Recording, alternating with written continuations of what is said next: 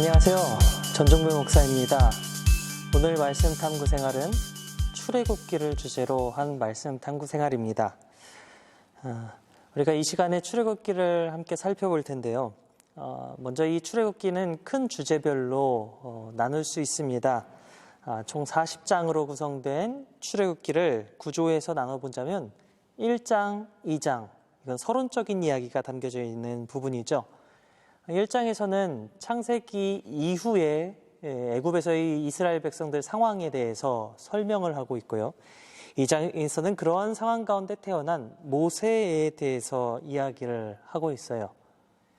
3장부터 12장까지의 내용을 살펴보면 그것의 10가지 재앙에 대한 이야기가 나오고요. 13장부터 18장까지 홍해를 거쳐 광야 생활을 하게 된 이스라엘 백성 이야기가 나와요. 그리고 19장부터 24장까지는 하나님께 율법을 받은 이야기가 나와 있어요.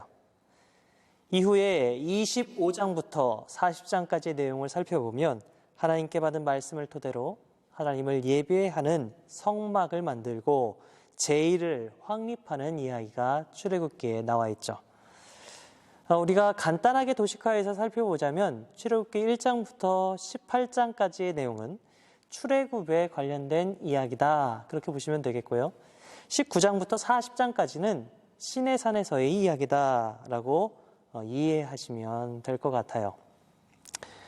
출애굽기 말 그대로 출애굽, 애굽에서 나온 이야기를 담고 있어요.